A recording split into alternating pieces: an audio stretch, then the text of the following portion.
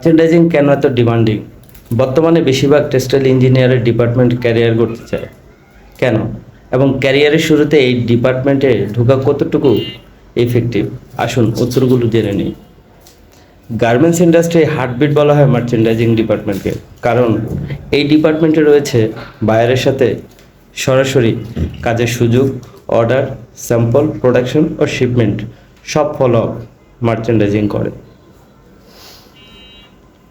এই ডিপার্টমেন্টে আছে উচ্চ ক্যারিয়ার গ্রোথ ও বেতন, কারণ মাল্টিটাস্কিং স্কিলের কারণে দ্রুত প্রমোশন ও বেতন বৃদ্ধি পায় শুধুমাত্র এই ডিপার্টমেন্টে।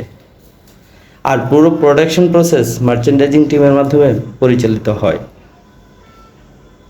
টেক্সটাইল ইঞ্জিনিয়াররা এই ডিপার্টমেন্টে বেশি চুজ করে কেন জানেন? টেক্সটাইলের টেকনিক্যাল নলেজ থাকায় ফেব্রিক ও কোয়ালিটি বুঝতে সুবিধা হয় তাদের জন্য। বায়ারের টেকনিক্যাল প্রশ্ন সহজে হ্যান্ডেল করতে পারে। ইন্টারন্যাশনাল এক্সপোজার ও দ্রুত গ্রোথের সুযোগ রয়েছে এতে। তবে শুরুতেই এই ডিপার্টমেন্ট চুজ করলে অনেকের মধ্যেই কিছু ব্যারিয়ার থাকতে পারে, যেমন ফেব্রিক সম্পর্কে অনেকেই ধারণা তুলনামূলক কম থাকে।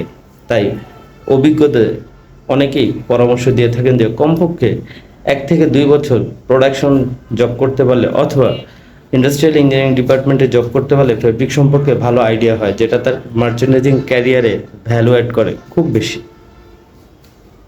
পরিশেষে বলবো, মার্চেন্ডাইজিং হলো এমন এক ডিপার্টমেন্ট যেখানে দায়িত্ব, স্কিল ও গ্লোবালের সুযোগ সব একসাথে মেলে। তাই আমার কাছে মনে হয় এই ডিপার্টমেন্ট বর্তমানে টেক্সটাইলের সবচেয়ে ডিমান্ডেবল ডিপার্টমেন্ট। ধন্যবাদ, ভালো থাকবেন। যদি আমার এই পরামর্শ ভালো লাগে অবশ্যই ভিডিওটি শেয়ার করে দেবেন। আল্লাহ হাফেজ।